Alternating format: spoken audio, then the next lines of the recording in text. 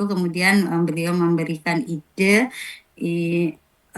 kemudian dan kemungkinan untuk alat atau yang akan diteliti juga, insya Allah Kak Prof. Koir mengatakan bahwa sudah ada di lab gitu, jadi ini mungkin bisa dilaksanakan karena menurut teori dari desain penelitian itu salah satunya ya bisa diteliti atau tidak, alatnya ada atau tidak seperti itu. Jadi tapi ini mungkin topiknya juga masih terlalu luas atau belum mengerucut, tapi paling tidak ada permasalahan di situ yang sudah ada gambarannya. Nah, saya mengambil automatic transfer switch pada panel surya berbasis artificial intelligence. Nah, kemarin Bapak setelah saya presentasi dengan Pak Didi ada beberapa kekurangan, salah satunya belum ada jelas pendahuluan yang lebih detail mungkin ya. Nah, ini kemudian saya detailkan, yaitu seiring berkembangnya teknologi, kebutuhan akan energi listrik pun semakin meningkat. Namun kebutuhan akan daya listrik tidak sebanding dengan peningkatan ketersediaan tenaga listrik. Nah, itu yang menjadi memang secara umum yang kita sedang alami. Dan bahan bakar fosil yang digunakan dalam produksi listrik juga meningkat, semakin meningkatnya ketersediaan listrik atau kebutuhan listrik itu sendiri. Selain itu, ada kemungkinan gangguan pada pendistribusian tenaga listrik PLN dari pembangkit listrik sebenarnya sampai ke konsumen itu sendiri. Nah, solusinya yaitu penggunaan energi baru dan terbarukan terus dikembangkan untuk mengurangi penggunaan bahan bakar fosil untuk memenuhi kebutuhan listrik. Salah satu energi terbarukan yang sedang gencar dikembangkan adalah tenaga surya, energi surya. Energi surya dapat dimanfaatkan dalam skala kecil seperti skala rumah tangga. Namun, pembangkit listrik tenaga surya mempunyai keterbatasan waktu penyinaran dan mempunyai rata-rata penyinaran efektif hanya 8 jam sehari. Sehingga apabila tidak dipadukan dengan sumber listrik PLN, maka dapat mengganggu kelangsungan listrik rumah tangga. Nah, ada beberapa permasalahan juga yang ada di rumah tangga, yaitu ketika PLN padam, seringkali tidak tahu bahwa PLN telah hidup kembali atau telah menyala kembali. Atas dasar inilah kemudian dilakukan beberapa penelitian mengenai atau automatic transfer switch dengan sumber tegangan PLN dan power inverter agar dapat diketahui sejauh mana efisiensi pemanfaatan saklar otomatis dalam pengendalian beban antara power inverter dengan PLN. Tentu untuk menjaga kelangsungan sistem, baterai sebenarnya dapat digunakan sebagai sumber listrik sekunder. Namun, baterai harus diisi sebagai penyimpanan energi listrik. Nah, kemudian beberapa hal dalam penggunaan listrik ATS ini Bapak, yaitu beberapa penelitian yang saya baca, yaitu saat penggunaan ATS ini masih menghasilkan jeda waktu. Dari hasil pengujian kerja ATS ada beberapa yang dilakukan, yaitu ada salah satu penelitiannya karena fokus dengan kinerja ATS itu sendiri, beberapa pemanfaatan ATS ternyata ada dengan PLN dan genset contohnya itu menghasilkan jeda waktu sekitar 2,76 detik. Kemudian ada penggunaan ATS menggunakan sistem kontrol berbasis IoT, yaitu membaca beberapa variabel itu menghasilkan 303,33 milisekon. Kemudian ada yang menggunakan kontrolnya yaitu membaca baterai cadangan, yaitu menghasilkan sekitar 2-4 detik. Dan ada yang mendeteksi tegangan PLN itu menghasilkan jeda waktu 2,53 detik. Nah, kemudian rencana saya bagaimana saya mencari permasalahan pada ATS dari masing-masing penelitian itu, kemudian mengambil beberapa variabel sehingga menghasilkan formula yang tepat sehingga jeda waktu yang dihasilkan semakin sedikit, atau kalau kemungkinkan itu tidak ada jeda waktu ke cita-citanya seperti itu. Namun saya juga belum tahu apa yang akan nanti menjadi eh, tolak ukur atau menjadi variabel sebagai apa ya, tanda bahwa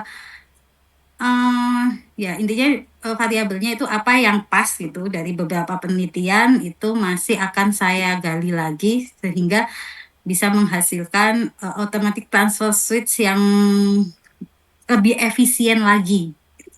Mungkin itu Ya, Bapak. oke, ya. Tapi ini anu ya Bu Dwi, nggih. Sudah dikonsultasikan dengan Prof. Hoir ya? Iya, wah, waktu itu idenya dari Pavoid, iya. Tapi Oke, belum oke. ketemu lagi kemudian. Jadi intinya gini. Oke. Saya eh catat. oh, sebentar, sebentar, sebentar. Tolong diturunkan lagi, Bu. Kok Apa? ada kata-kata belum ada green teknologinya itu gimana maksudnya itu? Belum apa, Pak? Tadi itu loh, naik, naik, naik, naik, naik, naik, naik, naik, naik, dinaikkan. Tadi kayaknya ada kata-kata belum ada green technology gitu ya. Oh, oh ini Pak yang kuning ini. Belum ada green teknologinya. Kemarin di bawah tulisan Gimana saya belum maksudnya? ada green teknologinya. Sekarang sudah ada belum? Ya, tadi tentang efisiensi bagaimana pemanfaatan ini sih Pak, energi listriknya jadinya.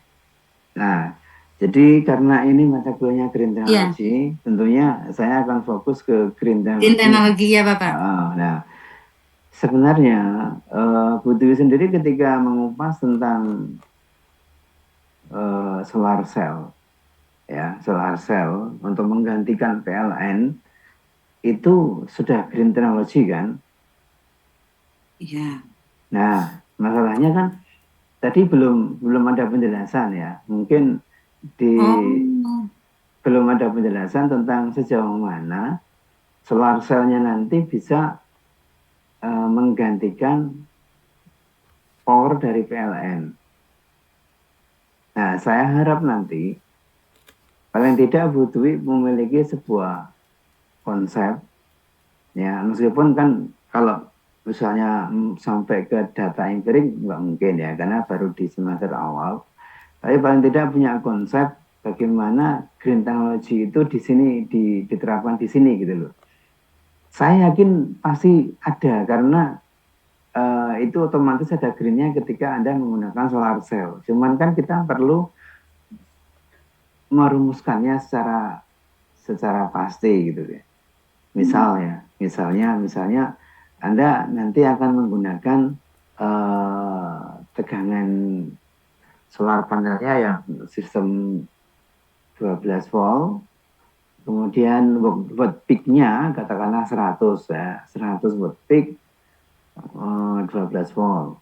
Nah, itu kan akan ketemu energinya hmm. berapa wattnya itu. Nah, itu kalau menggantikan PLN, itu nanti kira-kira green technology carbon capture-nya, pengurangan karbonnya itu berapa?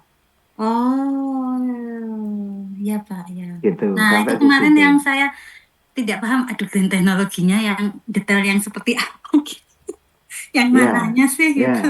ya itu. Oh, Jadi ya, ya, ya. intinya kalau butuh dan mungkin mahasiswa yang lain ya, ibu bapak yang lain ya, kalau ingin lebih detail tentang green technology, terutama yang di elektro, itu konversikan saja ya efisiensi energi listriknya itu ya dalam watt atau kilowatt hours-nya itu, kWh-nya itu. Kalau sudah ketemu, itu bisa dikonversikan langsung ke carbon capture atau mungkin pengurangan karbonnya itu berapa. Jadi ketika Anda sudah bisa menghitung energi listrik yang bisa dihemat dalam satuan uh, watt hours ya atau watt kali waktu, maka saya punya tabelnya nanti dikonversikan ke berapa gram pengurangan karbonnya gitu Oh, ya. Iya ya Bapak. Oh ya. Ya Pak, jadi bisa dihitung semua-semuanya ya Pak. Iya, iya, intinya itu. Ya, baik Bapak, terima Kan, kasih. ya, oke. Jadi gini, Ibu Dwi kan ini, Anda kan akan membuat suatu alat, anu ya, mungkin proof of concept-nya ya, alat yaitu automatic eh, transfer switch ya tadi ya, ATS Ya, ya. ya, Nah, alat itu kan sebenarnya sudah lama ada di pasaran, betul. sudah banyak yang jual gitu ya. Ya, Jadi fungsinya itu kan dia akan menggantikan daya PLN ketika PLN-nya mati ya, itu ke sumber lain secara otomatis tanpa ya, ada campur tangan manusia. Jadi misalnya ya. PLN mati, alat ini langsung deteksi tidak ada daya, tidak ada tegangan dari PLN, otomatis dia akan menghidupkan genset, ya kan? Ya, Nah, genset otomatis nyala, maka dia akan menggantikan suplai daya listrik ke sistem itu, menggantikan PLN. Nah, di sini masih ada jeda sekitar 2 detik ya. Tadi dikatakan ya, 2,76 detik itu ya. ya, Nah, kemudian ketika PLN nyala, plug gitu ya, ya. otomatis si genset akan si ATM tadi, ATS tadi akan deteksi, oh ini listrik sudah nyala lagi.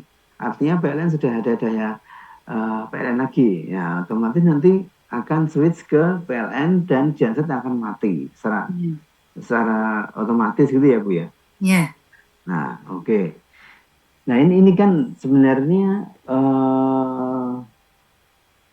kalau dari sisi green teknologinya itu ketika PLN mati saja sebenarnya. Hmm. Iya kan?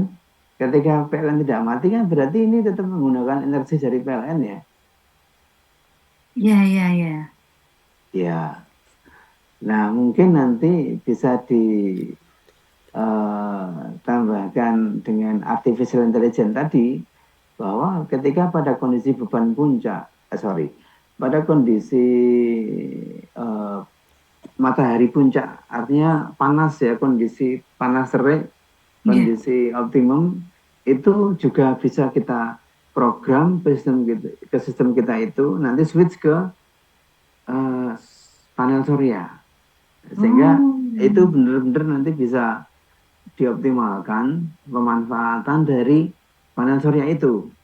Karena saya lihat di sini sistem yang Bu Dwi kembangkan, ATS itu sebenarnya kan awalnya dulu untuk genset ya, bukan Ya, untuk panel. Tapi ini sepertinya Anda mau mengembangkan ATS itu untuk panel surya ya. ya, Nah, panel surya itu kan tadi dikatakan 8 jam sehari aja, kemudian di siang hari saja ketika mungkin malam tidak efektif dan sebagainya. Tapi ketika nanti aki itu kondisinya on terus, kondisinya full terus dan tidak digunakan untuk beban, maka bisa rusak akinya itu karena dia kondisinya full terus tidak pernah dikurangi gitu ya.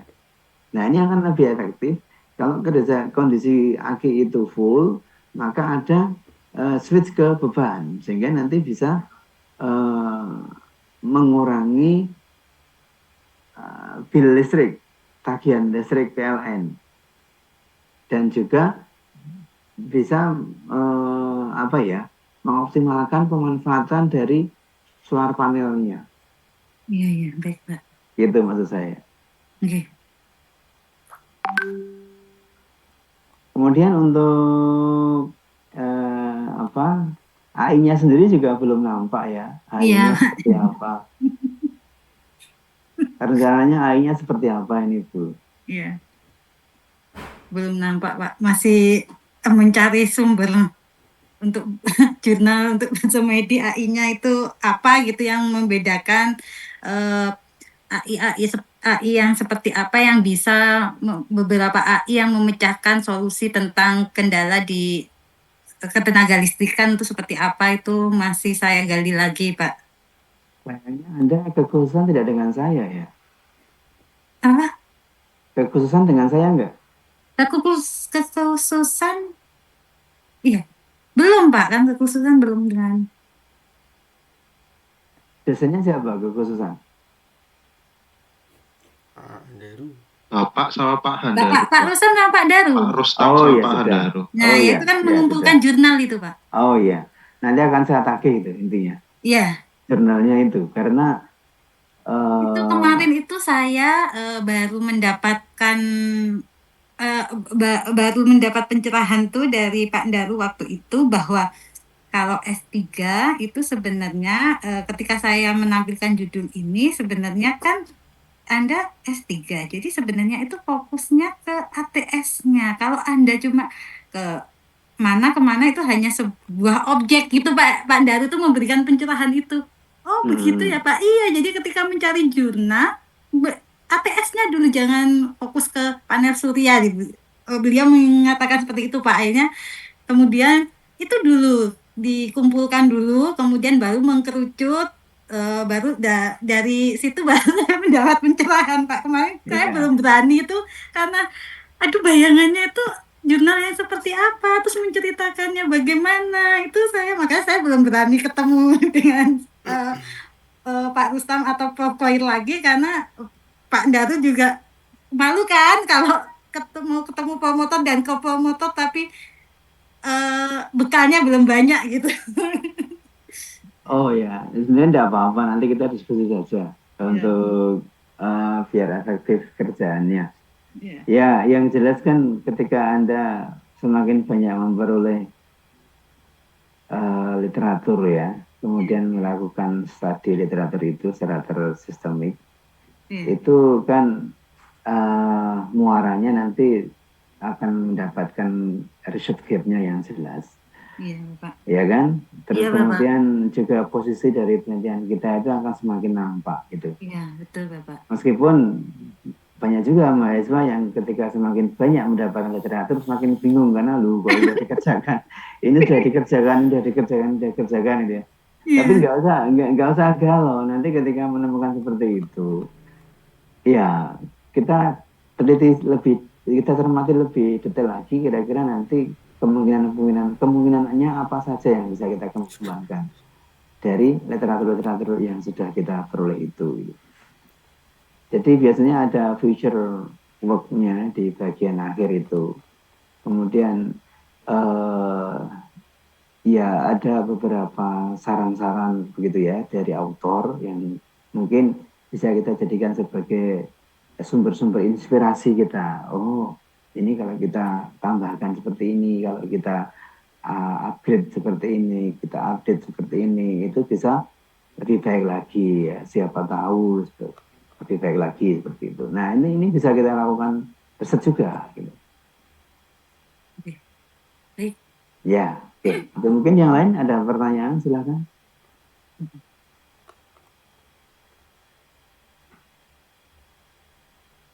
Ampun Bapak.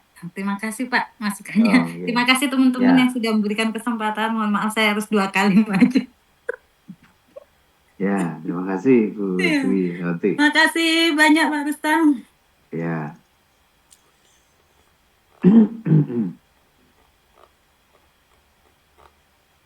Oke, selanjutnya sesuai urutan sudah terjadwal. Baik, saya tutup dulu. Tadi saya buka dengan ini.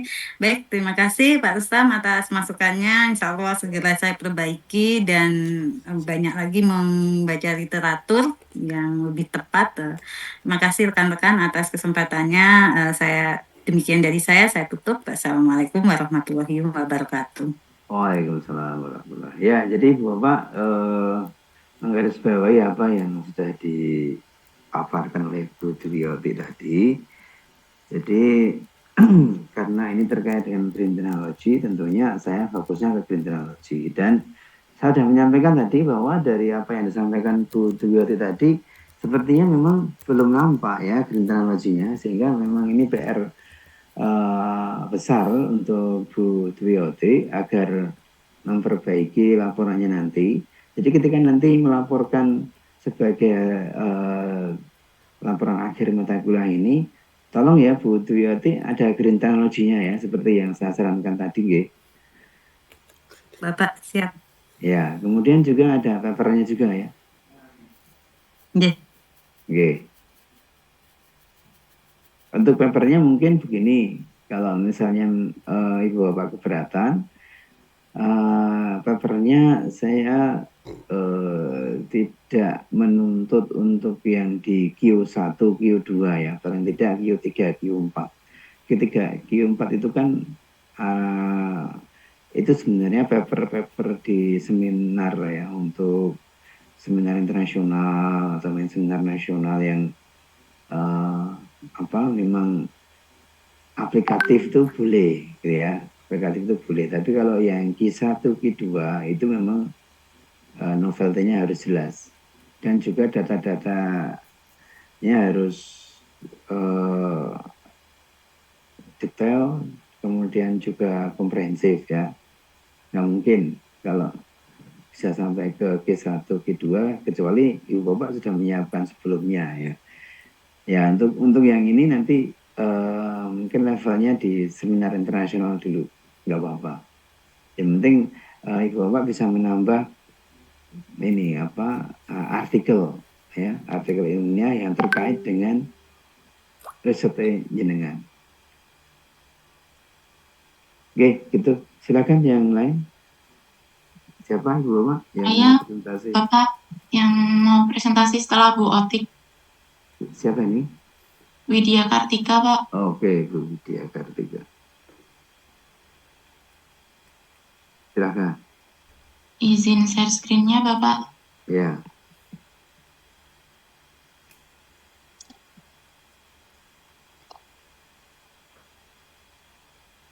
Apakah sudah terlihat? Sudah. Baik, Assalamualaikum warahmatullahi wabarakatuh. Waalaikumsalam warahmatullahi wabarakatuh. Saya akan mempresentasi mengenai topik rencana penelitian saya yang berjudul Model Penilaian Green Construction pada Bangunan Gedung Berbasis Pendekatan Sistemik.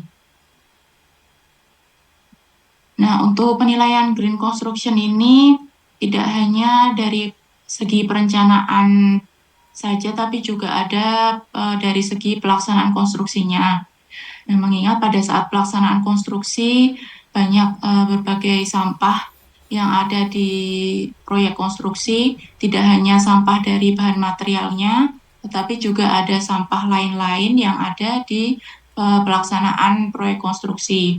Nah, contohnya kalau untuk sampah bahan materialnya, yaitu ada sampah bekas BGST, bekas pengecoran, kemudian ada sampah bekas semen. Selain itu, di luar dari bahan material ada sampah-sampah lainnya, misalkan sampah dari pekerja bangunannya sendiri, yaitu biasanya pekerja bangunan itu ada sampah-sampah bekas minuman, kemudian ada bekas rokok, kemudian ada bekas korek api gitu. Nah, sampah-sampah tersebut biasanya menumpuk pada di samping-samping atau di depan di sekitar proyek konstruksi. Nah, hal tersebut kaitannya dengan poin yang pertama, penelitian yang dilakukan oleh MA Suhrasto dan kawan-kawan tahun 2020. Di sini ada penumpukan sampah telah dibuktikan dengan kasus darurat sampah di TPST Piungan, Bantul. Kemudian mengamati persoalan pengelolaan sampah dapat dilihat dari minimnya dasar hukum yang tegas. Dan nomor 2 di sini, Indonesia perlu melaksanakan kesepakatan dalam matriks Undang-Undang nomor 18 tahun 2008 tentang pengelolaan sampah dan Peraturan Menteri Pekerjaan Umum Perumahan Rakyat nomor 21 tahun 2021 tentang penilaian kinerja bangunan gedung hijau. Kemudian nomor 3, belum ada penelitian matrix science mengenai green construction bangunan gedung dalam kurun waktu 10 tahun terakhir. Yang keempat, belum ada metode atau model untuk penilaian green construction bangunan gedung yang menggunakan foto konstruksi di lapangan ataupun dengan desain perencanaan 3D, kombinasi MAGC, dan teorema Bayes. Yang kelima, model berbasis sistem tersebut dioperasikan dengan sampel studi kasus bangunan gedung yang ada di Indonesia. Untuk rumusan masalah sendiri, yang pertama, apa tujuan penelitian matrix science green construction bangunan gedung dalam kurun waktu 10 tahun terakhir? Yang kedua, apa manfaat foto konstruksi dan perencanaan 3D bangunan gedung? Yang ketiga, bagaimana cara mengetahui penilaian green construction bangunan gedung menggunakan kombinasi MAGC dan teorema Bayes. Yang keempat, bagaimanakah hasil penerapan pada sampel studi kasus bangunan gedung di Yogyakarta menggunakan metode model penilaian green construction berbasis sistemik. Adapun tujuannya yang pertama, membuat penelitian matrix science mengenai green construction dalam kurun waktu 10 tahun terakhir untuk mengetahui perkembangan penelitian green construction di Indonesia. Yang kedua, mengetahui manfaat foto konstruksi dan perencanaan 3D bangunan gedung. Yang ketiga, dapat memberikan solusi untuk mengatasi masalah teknis dalam penilaian green construction menggunakan kombinasi MAGC dan teorema Bayes. Yang keempat, mengembangkan metode atau model penilaian green construction berbasis sistemik menggunakan sampel studi kasus bangunan gedung di Yogyakarta. Saya akan menjelaskan dulu mengenai foto konstruksi dari penelitian sebelumnya dilakukan oleh Fitri Nugraheni tahun 2009. Pengertian dari foto konstruksi ini foto 2 dimensi yang diambil di proyek konstruksi.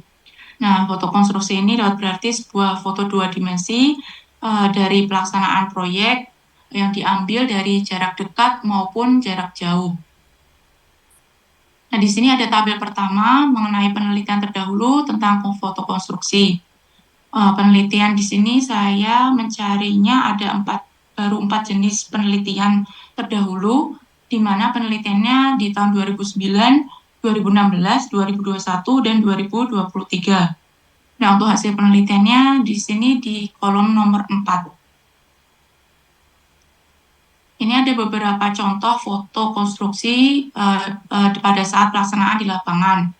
Nah, di sini ada sampel foto ketiga ini pada saat pelaksanaan konstruksi studi kasusnya di Gedung Fakultas Hukum Universitas Islam Indonesia. Ini gambar pertama ada pekerjaan galian tanah, kemudian gambar kedua ada pekerjaan pasangan batu, dan gambar ketiga ada pekerjaan pengukuran dan pematokan.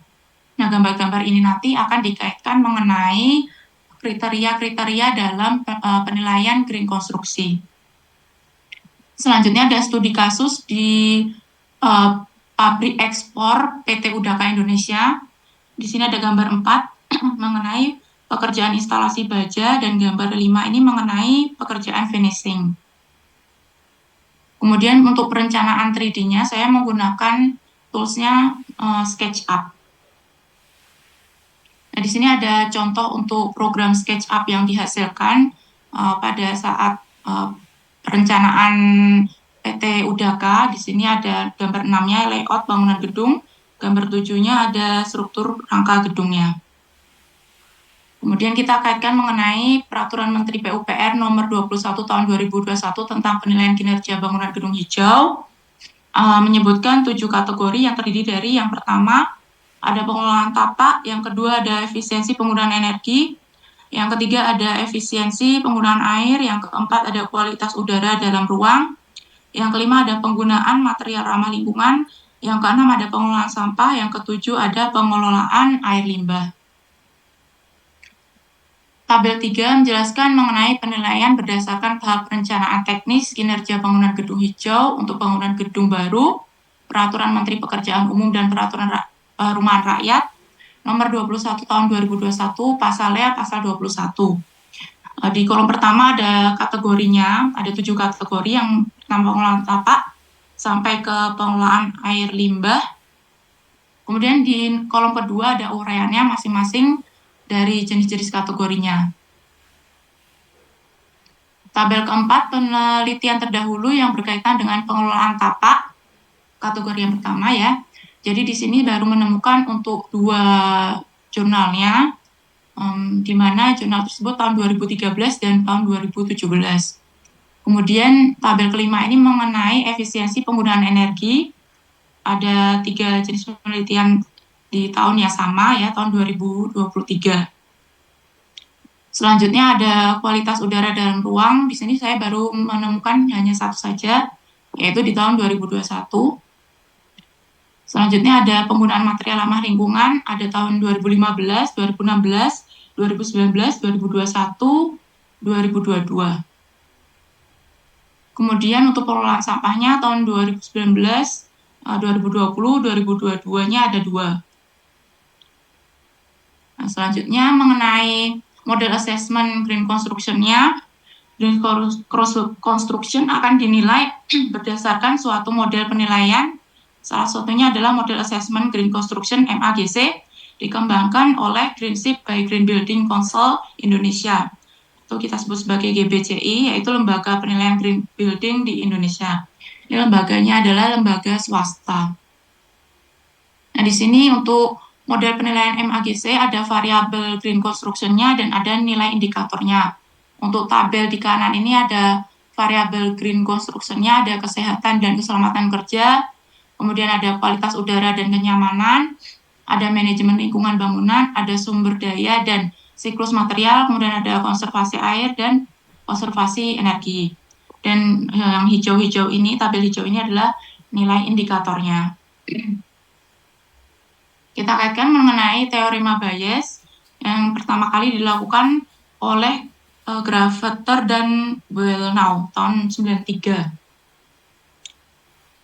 Nah, di sini adalah contoh saja, contoh untuk penerapan rumusan dari teori bias theorem ya.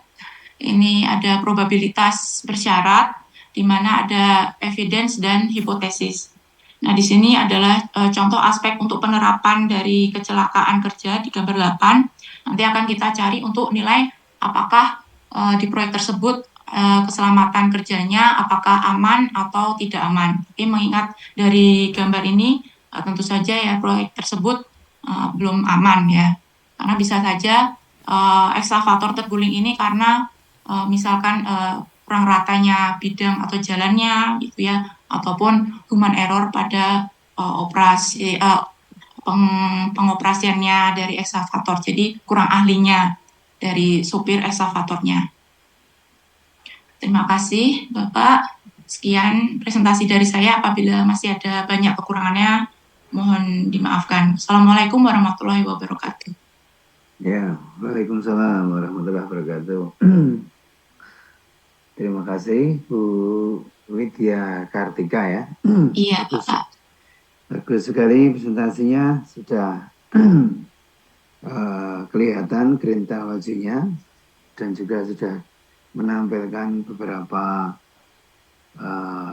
referensi yang terkait dengan green technology. Nah, pertanyaan saya Bu Widya, apakah nanti ini juga akan menjadi judul disertasinya? Iya Bapak, jadi rencananya memang judul disertasi saya mengenai penilaian green construction pada ya, bangunan ya. gedung.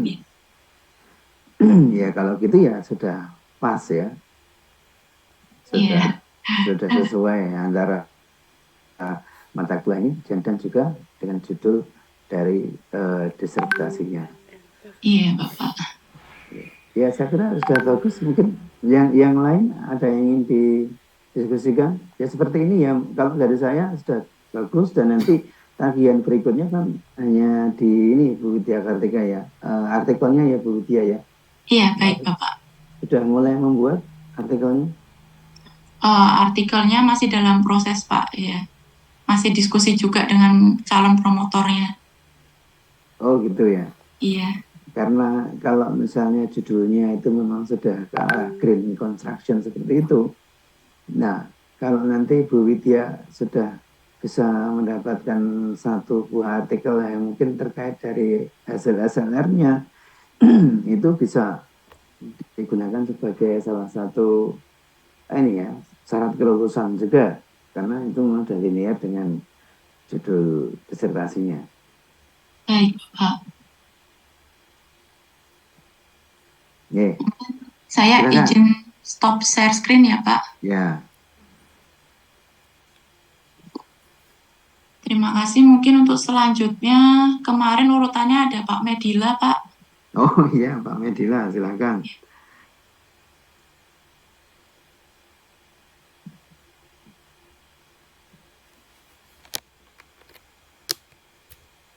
Izin share screen, Bapak. Monggo, Pak Medila.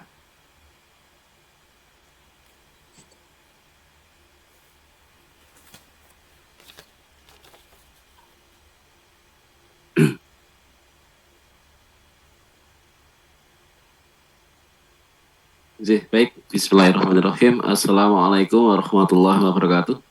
Waalaikumsalam. Baik Bapak Ibu, juga Pak Rustam.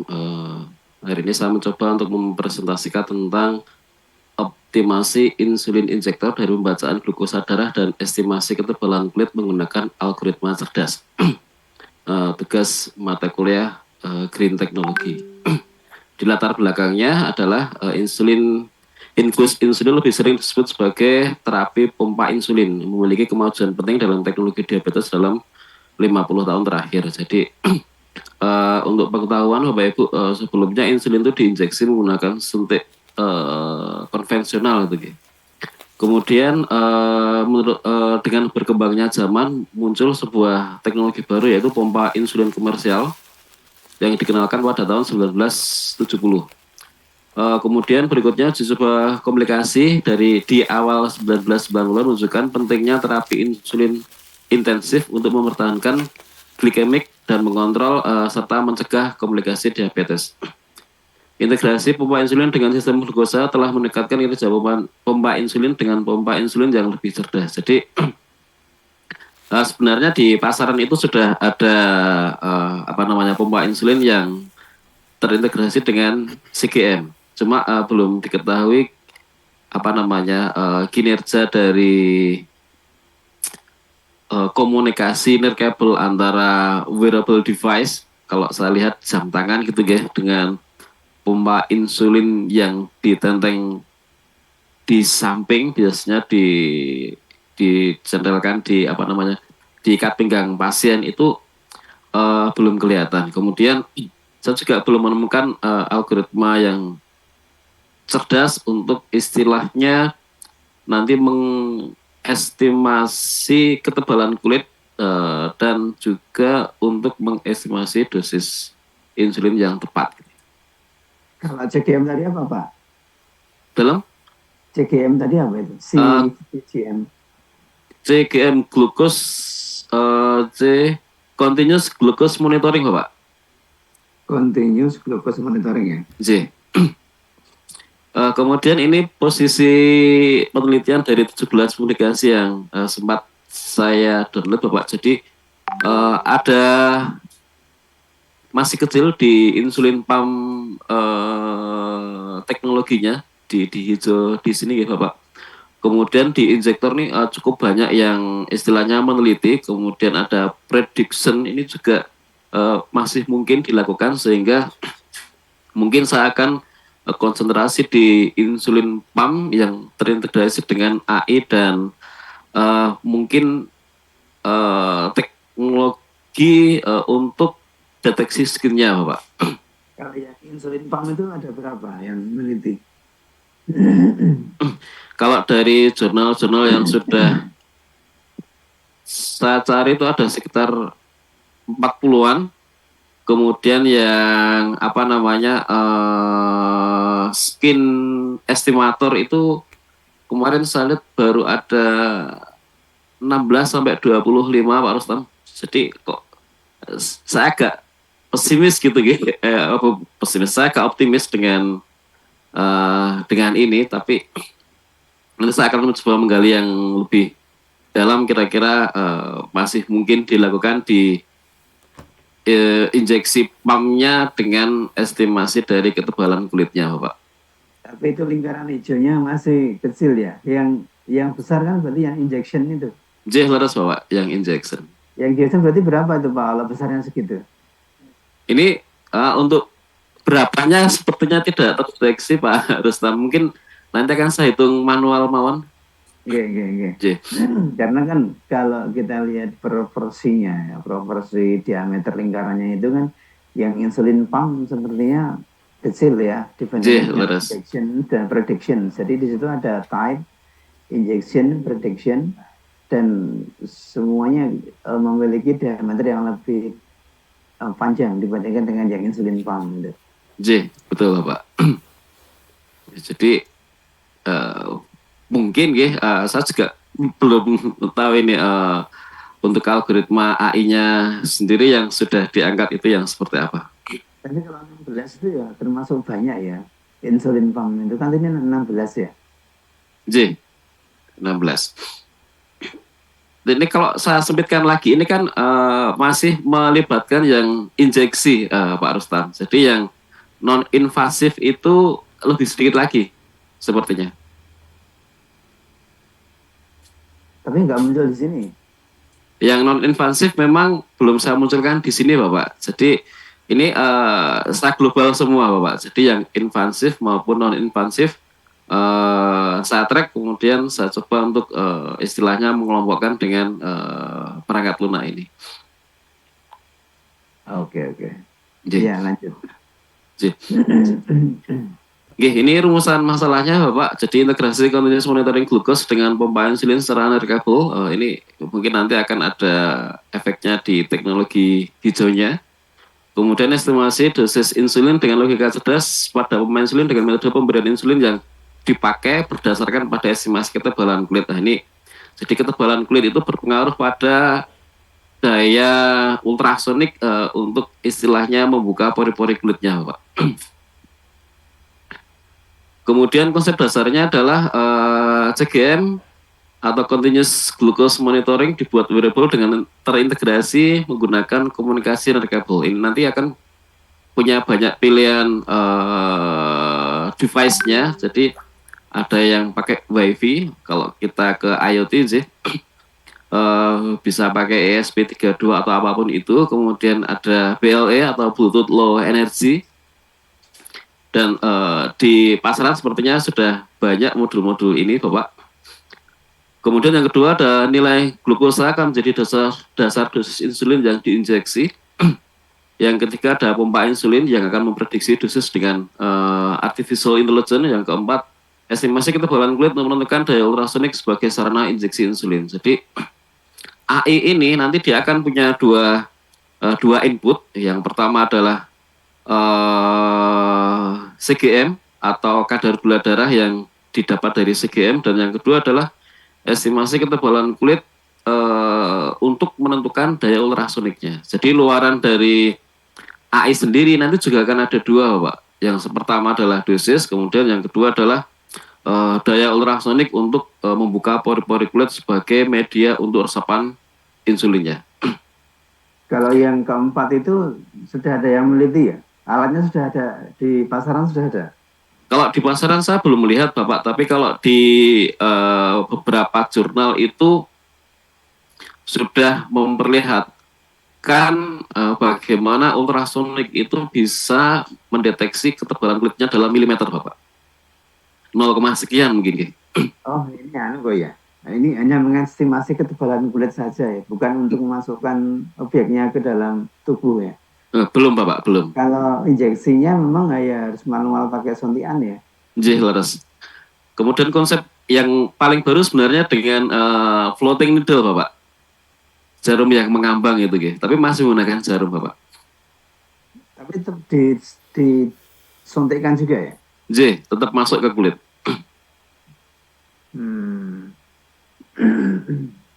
Kemarin kan yang mau diteliti untuk kenyamanannya itu ya. Kenyamanan pasiennya itu. Laras, Bapak.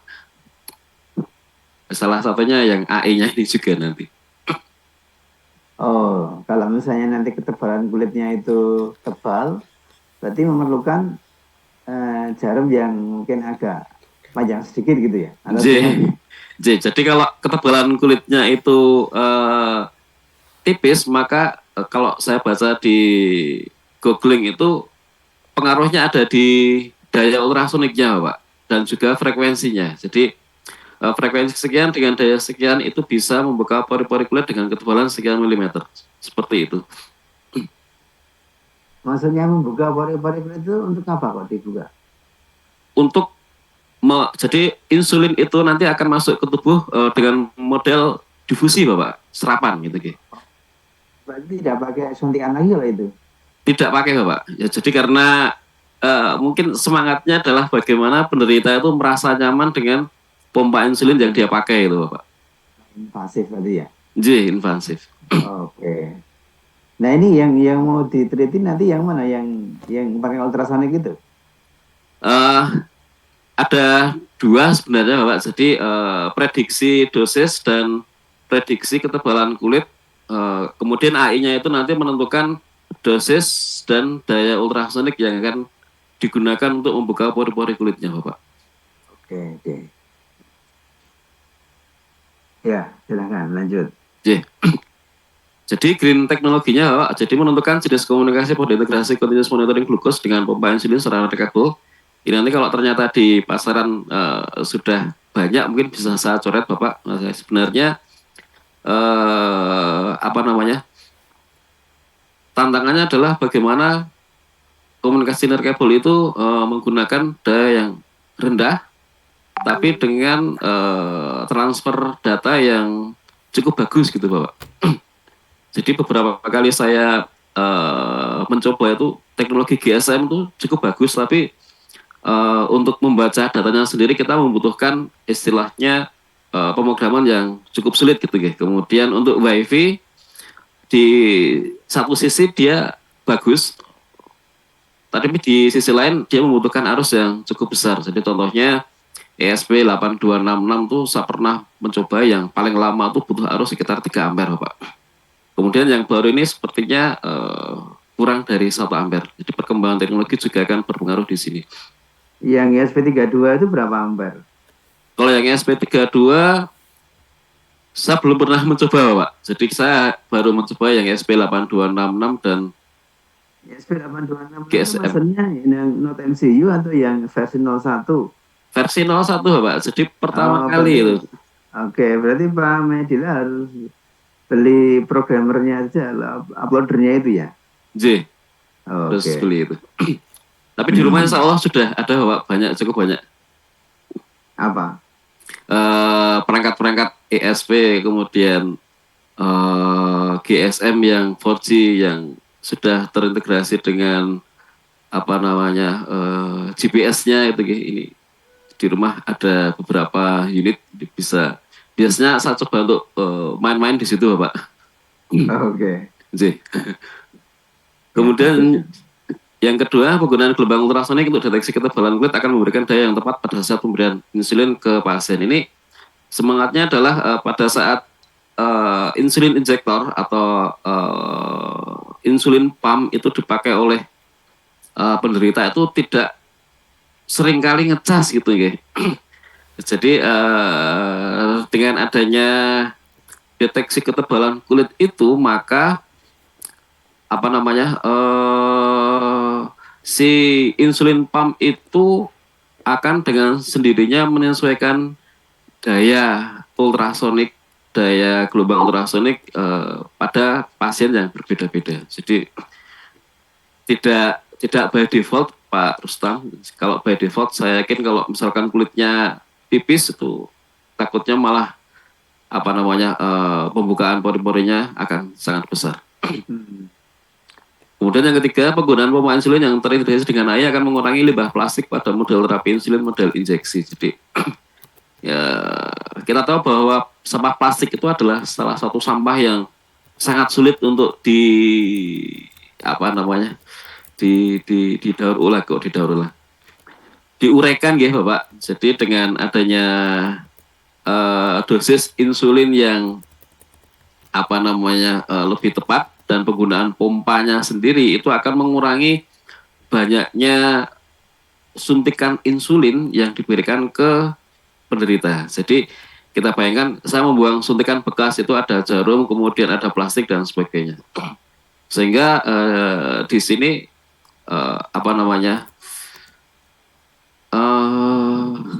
pencemaran yang disebabkan oleh sampah plastik itu akan sangat berkurang. Kemudian ini beberapa referensi paper yang bisa saya sertakan di sini, Bapak. Yang pertama, early phase insulin secretion during mixed meal tolerance testing predict B-cell function and security capacity in cystic fibrosis. Ini jurnal Q1 terbit tahun 2024, Bapak. Kemudian yang kedua, Determining Skin Thickness with Pulse Ultrasound, Journal of Investigative Dermatology, 2020 Q1, Bapak.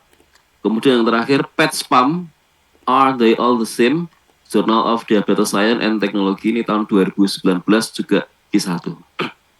Ini beberapa jurnal Q1 yang berhasil saya rangkum. Saya belum menyertakan jurnal-jurnal lain yang sudah berhasil saya download. Mekaten Pak Rustam. Iya, iya.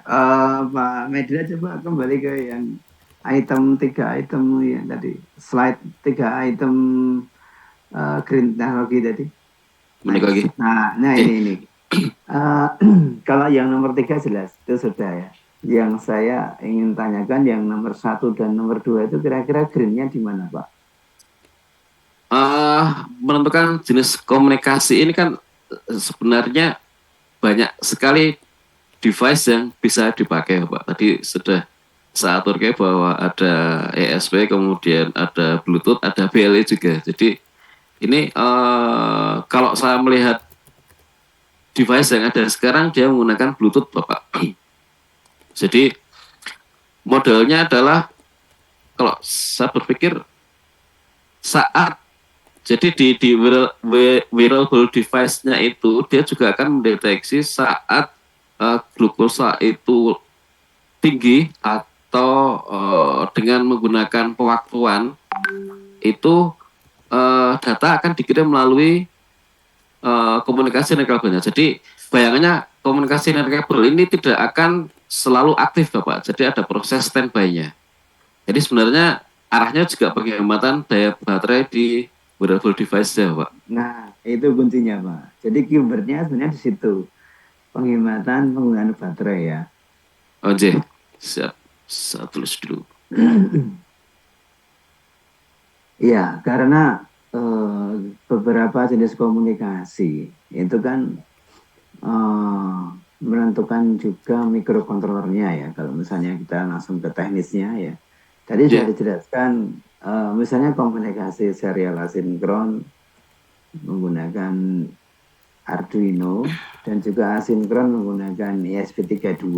Tentunya akan lebih green yang ESP32 karena Arduino kan 5 volt tegangan kerjanya. Dan arus yang diserap itu juga lebih tinggi Arduino itu. Sehingga kalau Bapak menggantikan Arduino dengan ESP32 atau MCU atau mungkin dengan ESP 826601 itu kan 3,3 volt tegangannya. Sehingga entah itu nanti menggunakan yang serial asinkron standar RS232 ataupun yang menggunakan serial sinkron menggunakan clock dan data ya. Ada dua SDA, SL apa Pak? SDA dan SLC. SDA dan SCL Pak. SCL ya. Nah, itu kan dua itu kan nanti kalau kita compare menggunakan Bluetooth kira-kira lebih efisien yang mana? Kan tadi ada komparasi menggunakan Wi-Fi, menggunakan Bluetooth yang low energy ya, BLE tadi kira-kira nanti lebih green yang mana? Nah, sebenarnya kuncinya di situ, keywordnya di situ. Nomor 2 kayaknya juga sama, nomor 2. Yang agak berbeda nomor 3 itu kan ada recycle, reuse dan recycle dari atau mungkin pengurangan limbah plastik tadi. Itu jelas ada green teknologinya. Yang nomor 2 sepertinya sama Pak ya dengan nomor 1 ya. Sebenarnya lebih mengarah ke penghematan dayanya juga Bapak. Rasionalnya gimana Pak? Nomor 2 itu kok bisa menghemat daya? Jadi begini Pak, saya beberapa kali googling itu ada istilahnya amplitude gelombang itu kan berpengaruh pada daya yang keluar dari ultrasoniknya Pak. Jadi kulit tebal dan kulit tipis itu bisa dibuka pori-porinya dengan amplitude gelombang yang berbeda-beda Pak. Jadi kulit yang tebal itu dibutuhkan amplitude yang lebih besar, otomatis dayanya akan besar. Dan kulit yang tipis itu akan membutuhkan daya yang lebih kecil atau amplitude yang lebih kecil. Nah, ini mengarahnya adalah pada penggunaan orang yang berbeda, maka teknologi pompa ini akan bisa mengestimasi secara langsung gitu Pak. Jadi not by default. Jadi daya dari ultrasoniknya itu dari pabrikan itu tidak di set defaultnya sekian miliwatt misalkan seperti itu Bapak. Tapi dia akan menyesuaikan secara langsung dengan kondisi dari si pasien. Oke, ya, bagus. Saya kira bisa Pak ini Pak Medila ya. 3 item ini saya yakin bisa diangkat jadi satu paper ini. Siap Bapak. Bisa. Nanti fokusnya ke green technology aja dulu. Jadi analisis konseptual yang didukung oleh literatur review yang kuat. Itu bisa masuk nanti. Bisa masuk ke Q4, Q3 itu. Kalau bagus bisa Q3. Tapi kalau Q1, Q2 agak berat. Siap Pak. Untuk referensinya mungkin bisa ditayangkan kembali Pak tadi. Referensi papernya ini. Nah, pertanyaan saya, kenapa Pak Medila tertarik dengan 3 paper ini? Padahal tadi kan Anda menyatakan ada banyak paper yang sudah berhasil download full papernya ya. Jadi tadi Bapak ngendiko bahwa apakah sudah ada paper yang menyatakan bahwa skin itu bisa diukur gitu Bapak. Jadi di referensi paper nomor 2 itu ditunjukkan bagaimana mengukur ketebalan kulit dengan menggunakan ultrasonik Bapak.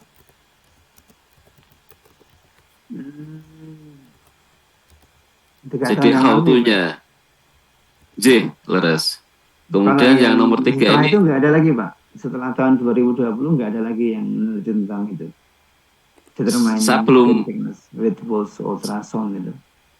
Saya belum menemukan lagi Bapak. Nanti saya akan browsing lagi.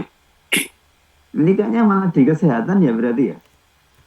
Di dermatologi itu. Leres.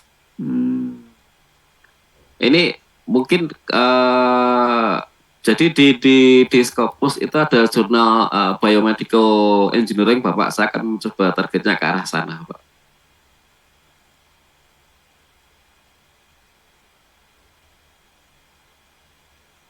Kemudian yang nomor 3 ini PET spam, they all the same ini karena di jurnal ini dia membandingkan beberapa pompa insulin yang sudah beredar di pasaran, Pak. Jadi dari dari review mereka tuh saya bisa bukan menarik kesimpulan sih. Saya mencoba melihat celahnya gitu, Bapak. Kira-kira apa yang bisa saya kerjakan di situ? Pak Medila pernah men-searching itu Pak, penelitian tentang konsumsi daya dari Arduino, Node MCU, Wemos, Raspberry, konsumsi dayanya. Belum Bapak. Belum ya? Belum. Ini memang rencana nanti device-nya pakai Raspberry Pak, karena ada AI-nya. Ya moga artinya kan nanti ini untuk green technology saya kira perlu itu. Jadi ada banyak paper yang nanti perlu kita jadikan referensi, terutama terkait dengan yang green technology item nomor 1 tadi ya, adanya penghematan daya pada ultrasonik ya, dan juga pada monitoring. Nah ini jenis komunikasi pada jenis komunikasinya itu, dan juga pada gelombang ultrasoniknya tadi yang nomor 2 itu kira-kira ini untuk yang kulit itu pakainya ultrasonik yang seperti apa ini Pak? Ini juga masih belum jelas ya Pak. Jadi pulse ultrasonik. Jadi kalau saya membaca itu ada di rentang frekuensi megahertz Bapak. Kemudian untuk dayanya sendiri sebenarnya nggak besar banget Bapak. Masih kuat kalau misalkan di 3,3 volt, hanya nanti mungkin konsumsi arusnya bisa tinggi. Jadi nanti power supply-nya itu akan dipisah dari microcontroller-nya, karena takutnya nanti si microcontroller akan terganggu AI-nya Bapak kalau dengan serapan arus yang begitu tinggi di ultrasoniknya. Nah, untuk nomor 2 ini sampai dengan hari ini apakah Pak Medila sudah memiliki alatnya untuk riset itu atau masih dalam pencarian? Ini saya baru mencari apa namanya aktuator ultrasoniknya, Bapak. Nah, ini Kalau J dapat ya? belum. Kalau sensor ultrasonik yang beredar di pasaran yang biasa dipakai untuk mengukur jarak, saya belum tahu pasti apakah itu bisa dipakai atau tidak nanti. Oh, kalau yang untuk sensor ultrasonik yang untuk mengukur jarak saya kira nggak bisa Pak itu Pak.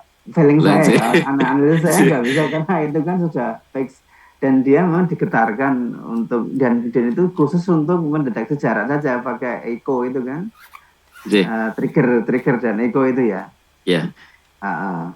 Tapi Ini kalau saya hanya mencoba untuk istilahnya apa ya, mengambil transmitter dan receivernya tok Bapak. Jadi saya akan membuat sebuah sistem baru gitu. oh iya, tapi kan berarti jadi harus membangkitkan sendiri ultrasoniknya itu. J, leres. Nah iya, berarti perlu piranti khusus ya untuk itu ya. Iya. Saya kira itu ya dari saya udah bagus Pak Medila, sudah lengkap. Tinggal nanti menyerahkan laporan akhirnya disertai dengan papernya gitu. Oh, siap Bapak. Terus Oke. izin Yang lain stop silakan. Bapak. Sebentar kalau ada yang ingin bertanya. Rustam. Izin tanya Pak Rustam. Nah, kan betul kan? Ya, silakan. Ini kan Ya. saya sudah buat papernya Pak dan sudah saya submit. Cuma memang arah greennya itu hanya karena saya kan perbandingan kemarin kan bukan perbandingan jadi prediksi kualitas udara itu Pak. Nah, cuma paper yang saya buat itu terkait bibliometriknya Pak. Itu bagaimana ya? Ini Pak siapa ini? Triandi Pak, ini pakai Zoom istri saya. Oh, makanya nggak ada di apa? Di tabel saya. Oh, Pak Triandi. Ya. Kemarin belum presentasi. Belum Pak, ini karena ini kan laptop saya saya nggak bawa laptop jadi pakai ya istri saya. Jadi kemarin saya submit Pak, ini sudah saya share screen. Sudah proses review. Wah, Cuma mantap. ini analisis bibliometrik Pak, itu boleh nggak? Karena kalau dari sisi greennya kan di judul yang saya angkat kan hanya mungkin kalau sampai analisis datanya tentang greennya kayaknya harus kayak pakai IoT atau apa gitu Pak.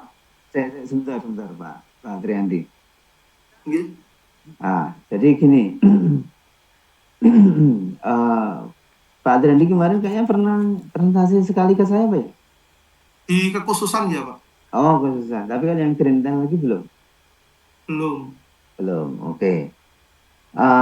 Bisa nggak Pak Triandi men-showkan yang full papernya yang Anda submit itu? Oh, gitu Pak, sebentar.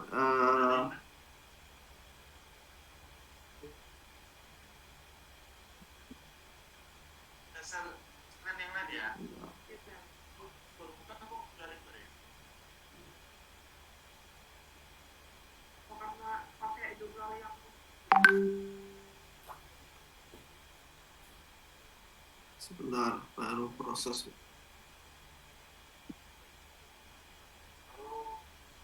Tulisannya Pak.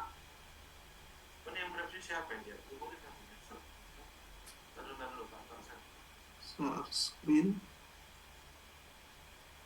Nah, di sini Pak, jadi saya kaitkan dengan human rights. Jadi polusi udara itu saya menganalisis ini Pak,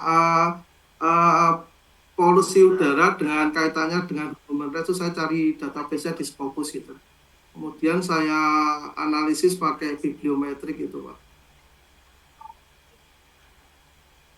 Ya, coba dari background-nya dulu, introduksinya dulu coba diceritakan singkat aja Pak, gimana Pak? Ya, jadi nanti teman-teman juga intinya bisa itu dari beberapa ada 10 negara itu yang melakukan penelitian terkait ini Pak. Ada nomor 1 tuh Amerika, terus kemudian ada dari Inggris, Jerman, India, Cina, itu ada yang mengangkat penelitian terkait ini. Jadi polusi udara itu ada kaitannya dengan hak asasi manusia. Terus ada 140 artikel Pak yang saya dapatkan terkait data yang saya gunakan itu. Terus kemudian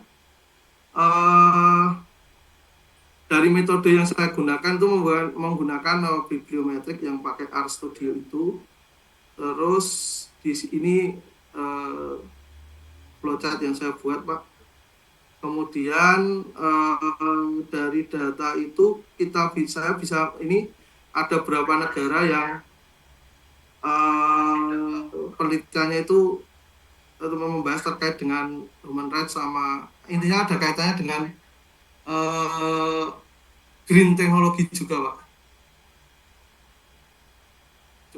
Seperti ini Pak. Jadi ada terus dari situ ada berapa jurnal yang menerbitkan itu. Dari ini ada 10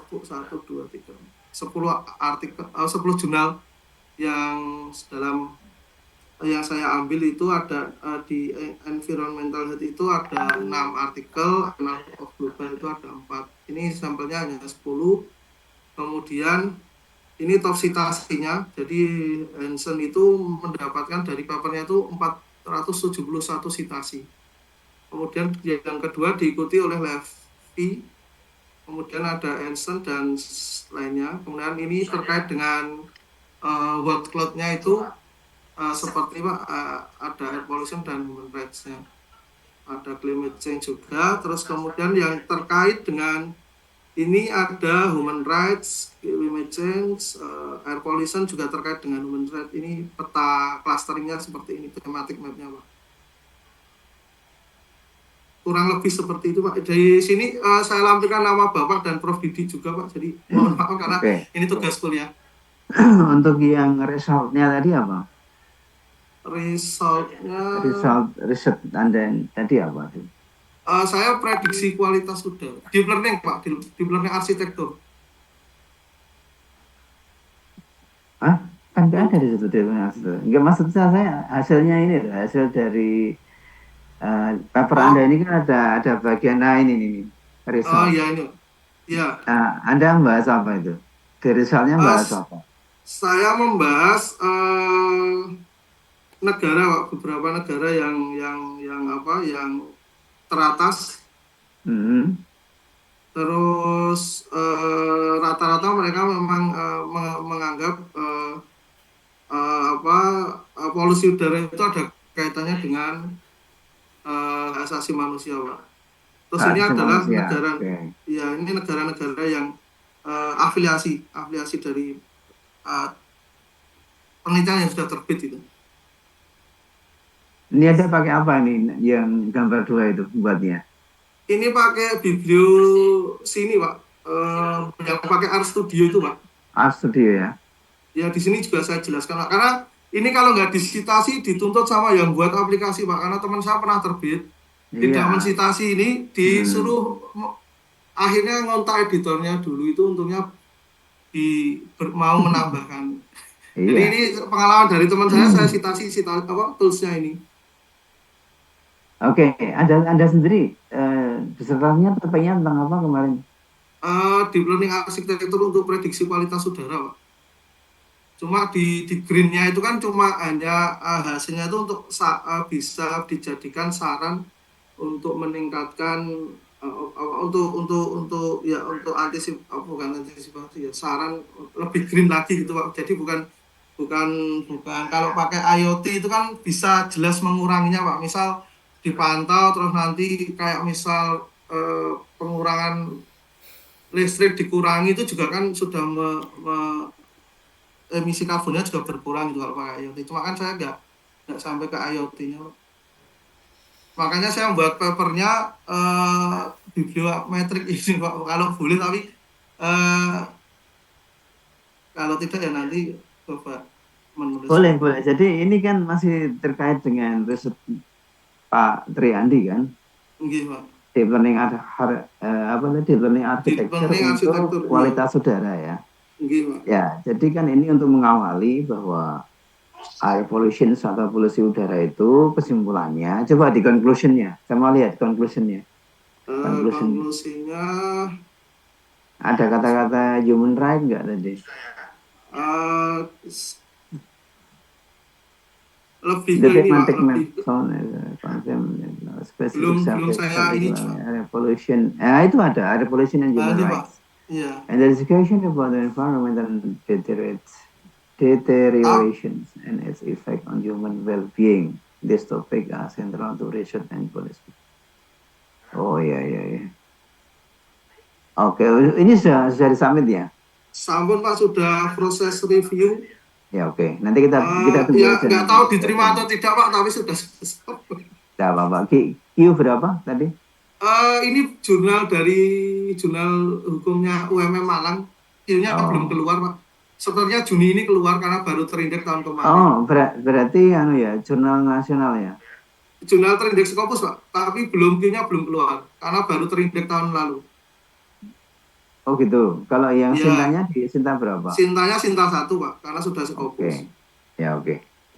Kalau Sinta 1 kayaknya agak berat. Kalau Sinta 1 mungkin ini akan ada banyak revisi atau review, ada banyak masukan ya. Ada banyak masukan. Iya, karena saya kemarin lihat ada human rights di sini Pak, di scope-nya. Jadi saya masukkan itu terus. Iya. Kok ternyata diproses in review ya berarti mungkin dipertimbangkan, tapi kan nggak tahu nanti hasilnya Pak. Iya, nggak apa-apa. Oke, Pak Brianti, saya kira ya bagus sekali progresnya. Yang lain silakan kalau ada yang ingin ditanyakan. Bapak mau bertanya, berarti kalau untuk metodenya bibliometrik boleh ya Pak? Karena saya juga green teknologinya itu juga nanti akan mengarah ke artikel yang metric science penelitiannya green construction di building itu selama 10 tahun terakhir Bapak. Ya, boleh, karena kan itu salah satu bagian dari SLR juga ya. Dan kalau misalnya saya menyuruh ke beberapa data-data yang empirik tentunya ya nggak masuk akal karena baru di semester pertama. Ya seperti itu. Ya, yang kita ingat seperti itu gitu. Baik Bapak. Yang lain?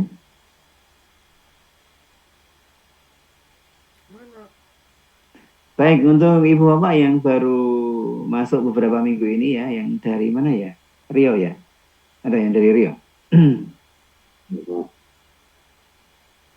Halo? Iya, Bro. Oh iya, gimana yang dari Rio? Ada permasalahan? Bisa mengikuti ya? Iya, bisa Bro. Izin Bro, saya kemarin udah presentasi dengan Prof. Didik, Prof. Rustam. Siapa ini? Nasruddin ya. Oh iya, Nasruddin. Iya, yang nanti udah saya kemarin udah. Oke, nggak apa-apa. Yang jelas kalau sudah presentasi bilang saja sudah, kalau belum bilang belum. Artinya nanti nilainya kan dikumpulkan saya dengan Pak Didik.